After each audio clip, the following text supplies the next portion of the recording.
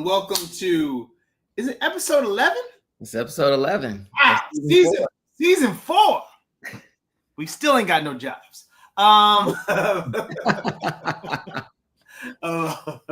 Rewind with Ro. I'm your host, Ro Carter, and my amazing co-host, Rob Smith. How are you, buddy? I'm living life. I'm good. I'm happy. I'm healthy. How are you, Ro? Oh, what good. You got planned? Shit, I didn't know you were going to do all that. Yeah, happy, healthy, trying to live my best life. Still trying to work off this 10 pounds that I got from Thanksgiving, but New York is the worst place to go home and visit. It's the best and the worst because the food's so good and people just want to hang out and just because it's cold, right? So you're not worried about coming back to Miami or California. You're like, I got winter for 3 more months, player. I'm going to enjoy these 10 pounds. Everybody's like, I'm just pack on the pounds so I can, be warm. And come back to Miami. I'm like, damn, I got so you can be a thick bae. That's right. Hey, you know. Keeps me out of trouble. All right. Anyway, how's everybody doing? So this is gonna be short and sweet. We said we were gonna do this. Gladiator II. This is starring Denzel Washington. Denzel can do no wrong, but let's see what he does today. Hey, Pedro Pascal and also Paul Mescal. No relation.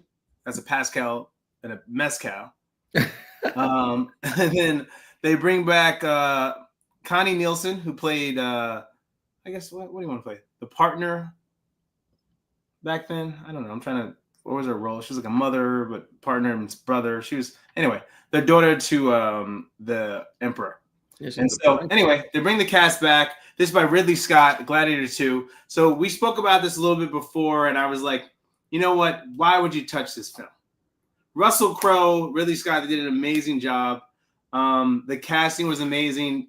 This movie is actually only 24 years old. 2000 was when the first one came out. So I went in this movie. I was like, ugh, what are we doing? Why are we messing with this? This movie hits me so deep. Hear me out. And then I'll talk about the movie. This movie hits me so deep that I went to Rome. I've been to the Colosseum. This is my favorite. Gladiator is my favorite movie. It's my favorite movie. Number one, favorite movie. And the Colosseum brought it all together. This is the reason why I was like, I got to go to the Colosseum. I have to see it. I have to feel what I felt when I watched it on the screen. And so when I went into this movie, you don't understand. I told you, I'm going to come in here with so much hate and fire and vengeance. Why hate and fire? Because just don't touch classics. Leave it alone. Leave it alone. Well, at least it wasn't a remake. Okay. So. Hey, that's true. That's true. That is true. So anyway, tell you just a little synopsis about the movie, and then we'll see what I thought. Dive right in. I'm sure Rob's gonna be amazing, so we'll see about that. So, Gladiator II takes place 16 years after the deaths of Maximus and his last request to give Rome to the Senate and free all the gladiators.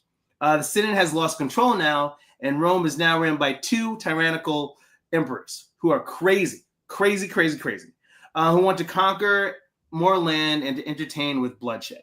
After a young man's home is conquered by Rome and General Cassius, I got it. Woo!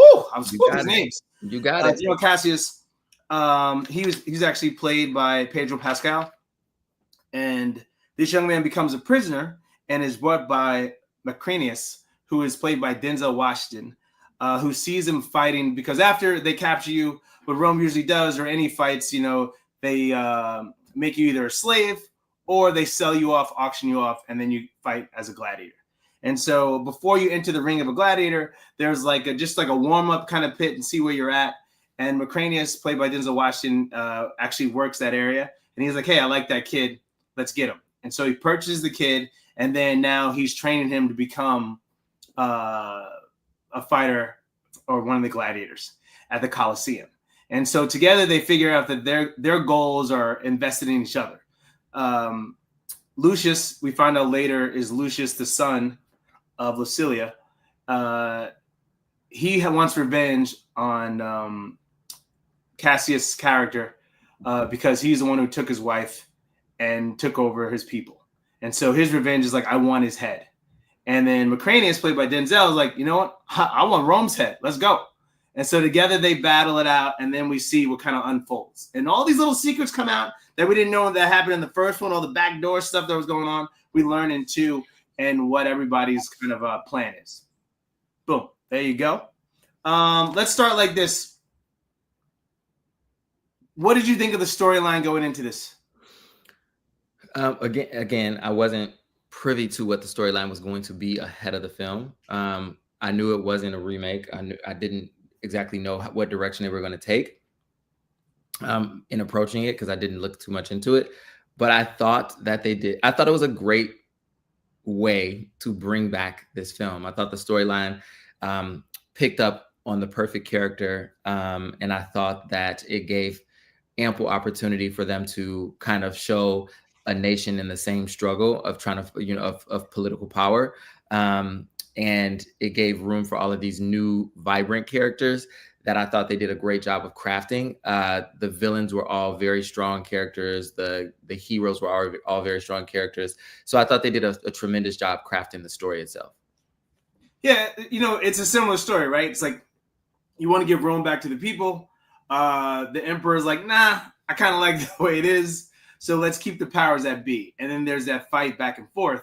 I really compare General Cassius, played by Pedro Pascal's character, similar to Maximus, right? He was like, listen, I'm a general. I'm fighting. I'm tired. I'm done of killing and bloodshed for people that don't care, when you get home. Just work. You got to work again. You got to, hey, we got something for you. Here's a prize, Here's some ladies or whatever you like, and then go back to work. It's like, I just want to spend time with my family. And so it's kind of like what life is today, right? I mean, it's just like constant work, and not really enjoying the little things that you work for, or just that family kind of cohesion. So I really like how that storyline still stayed the same. Also, we learn about Lucius' character, the young kid, that now he's all grown up and that he was forced to flee. We're going to give some spoilers away. It's been out since November 22nd. Okay, people?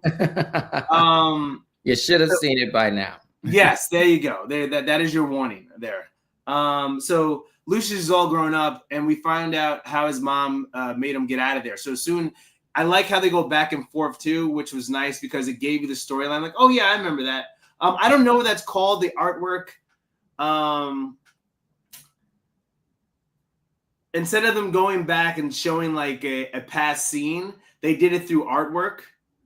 You remember the beginning of the movie? Oh yeah. I don't know. I'll find out what that's called, but I really love that. Fuqua, the director, he does that with Denzel. A lot of the movies he did with Denzel, Man on Fire and stuff like that. That's how he kind of does that kind of painting kind of a scene in the beginning of the movies. So I kind of like how they showed all the scenes from Gladiator, but it was like cartoonish in a way, but it was a really cool kind of visual. I was like, oh yeah, I remember that. And then remembering how Commodus was such an asshole. And so when these two kids, these two young emperors show up, I'm like, wow, you got shoes to fill, but they filled the shoes. But I kind of like them better than I hated Commodus in the first one. I despised him because he was such an annoying little spoiled brat. And so these guys I guess he warmed it up. That's how good this movie was. They were annoying spoiled brats. Right? No, but they weren't like Commodus was annoying. Yeah.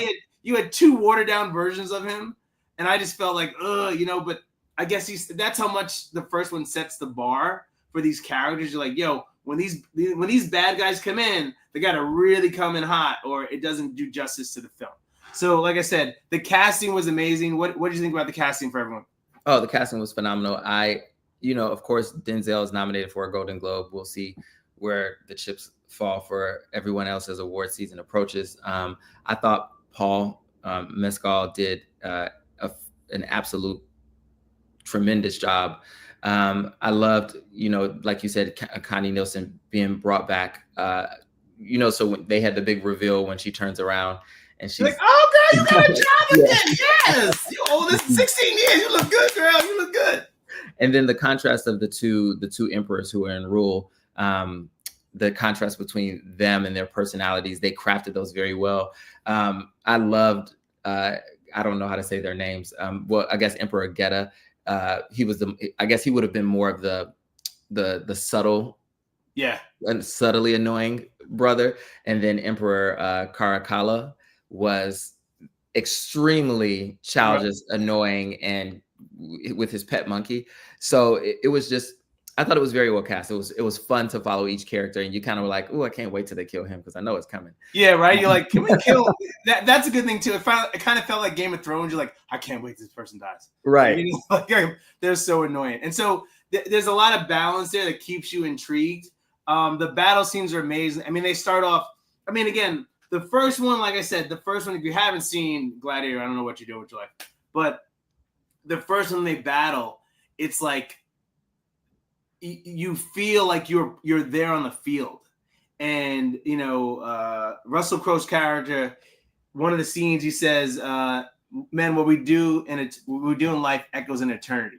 And there were so many one-liners in that film, like strength and honor, and like all those things. So when he gave his speech, Lucius, I was like, that's the only. I have 2 knocks, and that's one of the knocks. It wasn't as like it didn't have that gravity that gravité that Russell Crowe had. When he was speaking, you just felt that like, damn. It was just something different. This movie still had that oomph, but it didn't have it when it was his character. Like Gladiator, I believed in Gladiator. I was like, okay, let's see. In this movie, I was like, let's see what the Gladiator does. But in the first one, I was like, yo, I'm all about the Gladiator. Let's go. I want to be a Gladiator tomorrow. Not really, because he's lost his arm and his body. But in my head, I was saying I wouldn't do that. The fight scenes were unreal. I love that. I love old movie or just old times when you hear about the fight scenes or history books, you're like, wow, this is how they used to do it.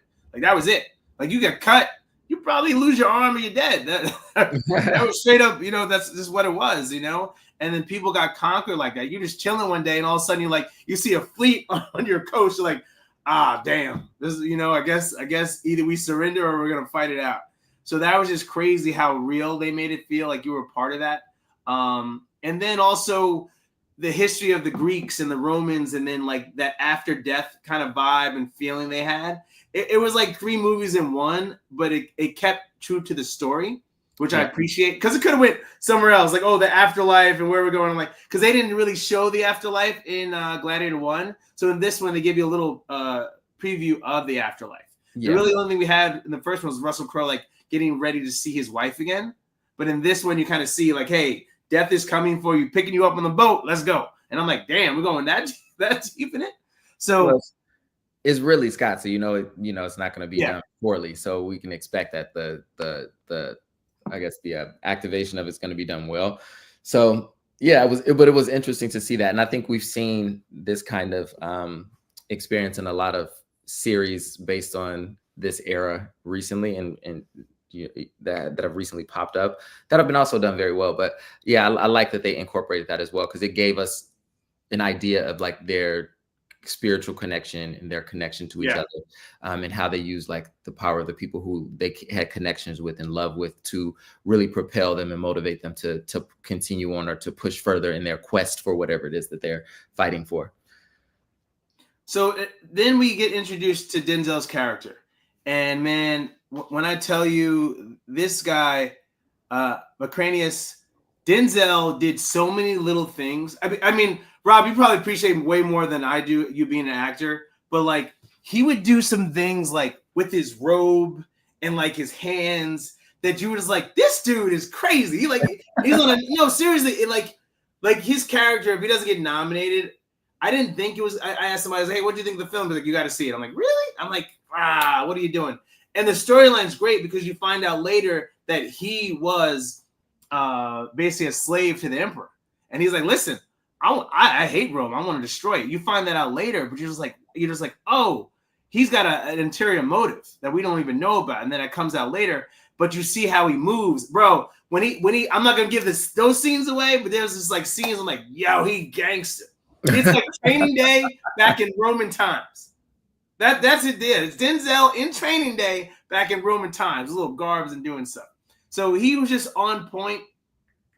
He knew when to give you the scene, like right, like there was actors like Pascal's, like he's up there now. Pedro, like he gave Pedro the floor, and then he came back in and just knocked out the park. He knew how to do that back and forth. It was great to see actors of this caliber like really have a balance and laid out. The only knock again I'll have besides just the energy of the speeches was the sharks in the Coliseum. Now, I did a little historian view of this. This just didn't happen, people. They weren't getting sharks. No, no. I mean, it would have been almost impossible to transport sharks. Yeah. I mean, we could barely. I mean, come on, man. They didn't have no. Come on, man. So but it was so fun. No, it was great. But then I was like, come on, why you gotta mess? You gotta put sharks in there. Yeah, that add a little flavor. It did a lot of flavor. Yeah, the fight scenes originally, like the first one had the tiger, and then it had this big gladiator that he had to fight off. And now we get faced with a rhino, and that was crazy. Yeah. And then they do like a battle on the water inside the Coliseum, which is crazy to see that too. So as historians will say, what happened was they did make kind of boat shift, but it was all flat. It wasn't like an actual boat. So they were on these barges, and they couldn't go as fast as that scene was. And you'd have like shallow water where there'd be like alligators and stuff. Yeah, I was like, fuck. I was like, the alligators is enough. We didn't give you sharks, but we're gonna give you some alligators, So I love that I can read the history behind that and see what they took, or just like, you know what, we're just gonna do whatever we want here. I'm really Scott. I can just do whatever I want to do. And you guys can complain about it. You historians will lose your mind. I don't care. That's what I felt. I was like, I'm sure they're expecting everybody to pick it apart to the bone. Yes, yes. But I really thought it was a good film. Otherwise, again, I went in here with so much hate. I love it. Denzel, he doesn't save the movie, but he gives you a nice balance, especially when you see his ulterior motive. And then also you're a fan of Lucius. Like, you don't know where, Lucius is trying to just revenge on his wife being killed and him losing his land and his people. But at the same time, you're just like, he doesn't care, right? So that non-care mentality, like, well, should I care with you? Are you? If you're not going to care, why do I care about your character, right? Or about where you're going, or what your voyage is, or what your alternative is, your goal. And so that's the only thing I find a little frustrating. He didn't really dive fully in with him because we didn't lose at the same way that Russell Crowe's character did in the first one did. And so I don't know, it's just a different take for me on that. What did you think about that? About Lucius's journey? Yeah. Were you invested in it, or you're just like, oh, he's gonna do this? That's the movie, and that's it. Well, it was interesting because of the way they have to craft the story. I think there is a challenge there because it is a bitter return for him. He doesn't want to go back. But when he does go back, he fights it. He fights the urge to like want to be this thing that he realizes they all want him to be. Yeah. Especially his mother. So I don't think she wants him to be that. She just wants him to be. I think her intention wasn't initially for him. Yeah. When everything hits the fan, then she's like, listen, we got. Yeah, her intention was for Pedro Pascal to do that, but I think it evolves into, you're the true heir of this throne. Like, you're the true person who should be leading Rome, and you're the true person who understands the value of leading Rome to the right place. And I think he realizes the truth in that, especially after he defines his relationship with Denzel Washington's character. So, and Denzel's character is such a snake, and maybe I should just refer to him as what's his name?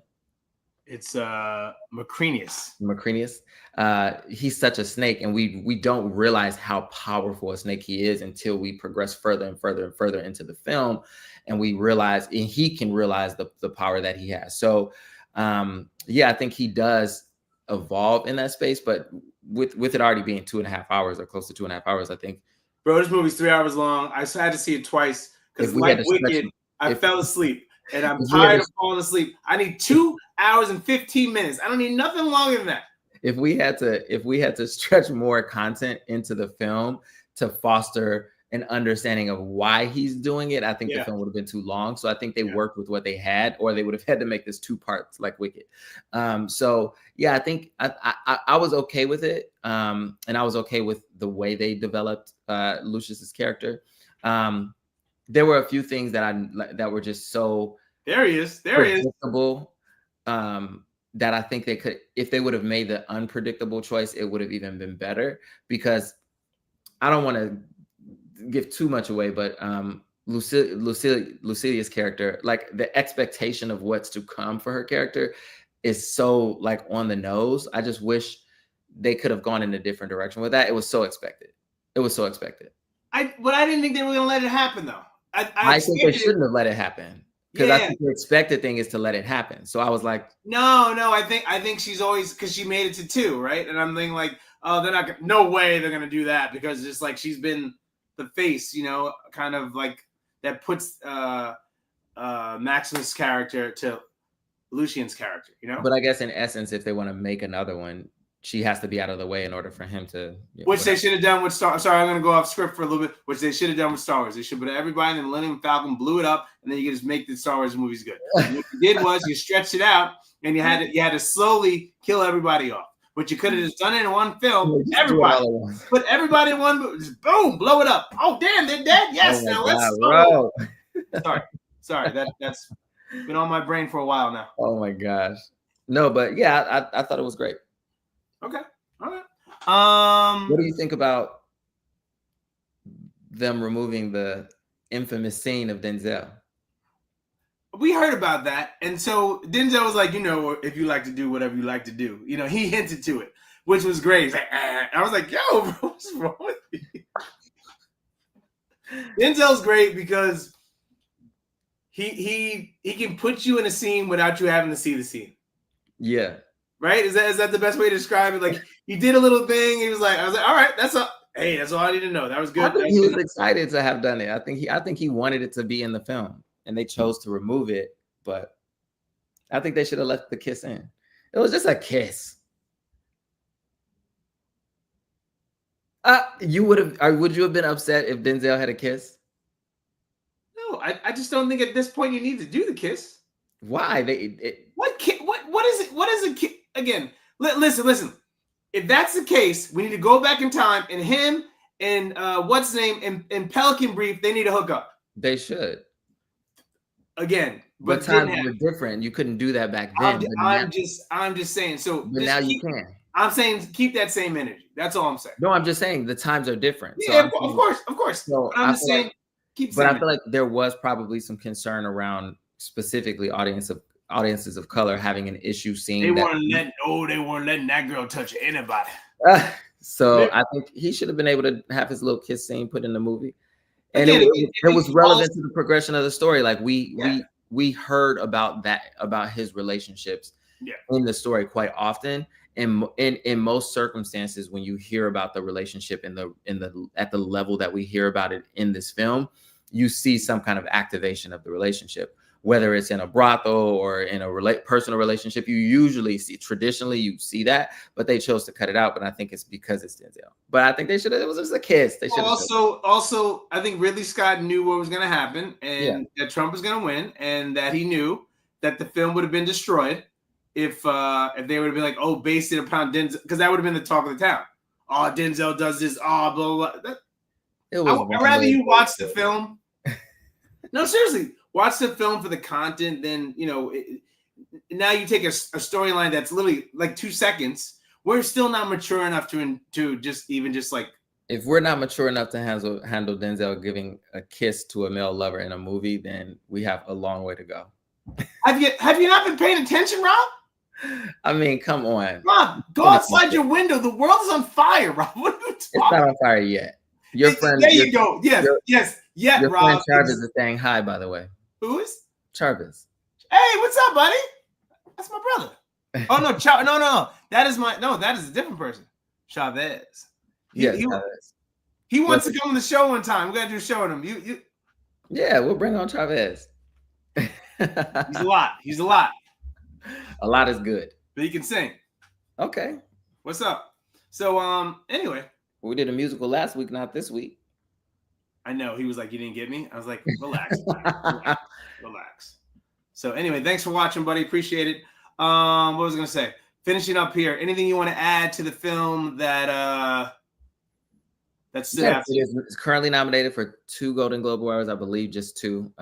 Cinematic performance, I guess like performance, like box office performance. And then for Denzel for best male actor in a supporting role. So I don't know. We'll see what's to come. I think there could have been more nominations. Could have been a few more. Yeah, it's tough. It's a tough. I'm trying to think like what films are even out yet that has a big like what actors have really taken, you know? Well, Wicked is getting a lot of nominations. Yeah, but I'm saying male performances. I'm saying. Let's take a look and see. It's on the blackfilm.com website. Were you asking for performance in a television series, motion picture, motion comedy, or musical? Leading or supporting? Movies. Leading or supporting? Leading. Okay. Best performance by a male actor in a motion picture drama are Adrian Brody for The Brutalist, Timothy Chalamet for A Complete Unknown. Oh, that's Bob Dylan's movie. Correct. Daniel Craig for Queer, Coleman Domingo for Sing Sing, Ralph Fiennes for Conclave, and then Sebastian Stan for The Apprentice. I haven't seen any of these movies. Okay. Wow, got a lot of work to do, people. Yeah, a lot of work, bro. A lot of work. Yeah. Here's what I give advice to people: start watching them now. Because there's a lot to watch. When there's 2 weeks coming, like that. I'm gonna throw it out there. I'm gonna go with Daniel Craig for Queer. Okay, that's your pick. That's my pick. Gonna make some statements here. Coleman's been doing his tour. Okay. We've been seeing Coleman everywhere, but I don't know. I think Timothy Chalamet is gonna be. Yeah, that's a tough one too. I think Timothy. I have to see Bob. I haven't heard. No one's really even talking about it. I haven't heard about it. Yo, you seen Bob Dylan's movie? I haven't seen it. So, anyway, last thing. Anything you're doing for Christmas? You stay home? I believe I will be staying here in sunny California. What's the weather like right now? It's great. It's not cold, not raining. It's perfect. That's the best LA weather you can get. It's the best you can get. That's it. Yeah, hopefully we get some warm. I miss being a little cool here. People been wilding out. A little rain and cool. I'm like, don't bring that winter here. Y'all had Art Basel. Now it's like everybody's ready to wrap up and have wintertime. Yeah, that's it. Like, it's cold. Yes, everybody. Okay. Yeah, we'll be in Miami chilling. Chavez is coming to visit actually for New Year's Eve. He thinks we're going to party. We're not going to be doing anything. I'm like, bro, what do you want to do? He's like, no, come down to Miami. You'll have a good time. I'm like, yeah, all right. Cool. There you go. Party in Miami. I guess you guys are going to be partying because it is Miami. So, Ro, I'm going to say you'll probably end up partying. No, I went to one party last time. I had to run out. I told you when I went to Live or whatever. Yeah, that's a lot. Yeah, that was too much for me. I was like, ooh, I'm too old for this. It's 11:30. I wanted to see who's the Bruno Mars has an album out with the dude with the big ass smile. He got big teeth. I think we talked about this before because I couldn't remember. Still couldn't remember his name. But I know who you're talking about. But... Yes. Anyway, so he was supposed to perform, and he wasn't going on until 3:00. And I was like, yeah, that's too late. Leave the door open. Leave the door open is Anderson .Paak. There you go. I'm gonna put that on a post-it for now. Yeah, let's talk about it every week. Yeah, so Anderson .Paak has an alias that he goes by, and he's a DJ. M. Stewart just told us Anderson .Paak. Yeah, that's right. Thank you. I'm sorry, we old. But anyway, he does it. He's a DJ, and he does great DJ shows. So I was like, oh my god, I've always wanted to see him. He's either in LA or Vegas. I'm like, he's in Miami. Great. I get to the club. I asked this guy, yo, we get there at like 11:30, 12. I think that's reasonable, right time. He goes on 1:30. I'm like, yo, my man, what time's the guy on? 3:00. 3:00. And I forget sometimes that I live in Miami. You know, so come on now. Sometimes you gotta like just live a little bit. No, listen. 3, embrace your 21-year-old. Yeah, I agree with you. What I would have done if I knew he was going on 3, I would have slept till 2. Seriously, 100%. There you go. You don't need my money or my energy wasted for 3 hours. 2:00, I would have walked up to the club. Yeah, the club is 10 minutes from my house. I would have walked to the club, 10 minutes fresh to go, had a drink in my hand. Let's go. Well, I know you're going clubbing tonight, so we're gonna see Usher. We're gonna see Usher, baby. All right. Anyway, check the film out. It's in theaters now. It's great. Denzel does his thing. Everybody does their thing. It's a great sequel. I went in there with hate, but I actually wound up liking the film. Rob loves everything, so you know that. I wish I have a t-shirt. I don't love everything, Ro, but we can't only do like box office hits. You know, I don't love everything. You know, there have been some 2 thumbs down and put it in the trash films that we've done. What films were that? I'm not saying. What films are those? I'm not saying. No, you don't want to tell us? I'm not. Okay. All right. I'm not. We talked about it live, and that was enough. But this film is actually great. I think they did a phenomenal job. I think Denzel's performance was great. Paul Mescal's performance was great. Pedro Pascal, they all did a phenomenal job. Ridley Scott directing. It was beautifully shot. The costuming was phenomenal. I think from top to bottom of the film was done very well, but they had to do it very well. You couldn't come on you can't and do this piss poor. So I think it met its mark and it was done very well. It's already being nominated for awards. So we'll see how it continues through award season. Nice. All right. Question for you. One last thing before we go. Christmas is next week. It's weird because Christmas is on a Wednesday and New Year's Eve is on a Wednesday. So we'll take a 2-week break and then meet back second week in January. Works for me if it works for you. Boom. There we go. Simple. That's it. That's why Rob's such a great co-host. Easy. There you go.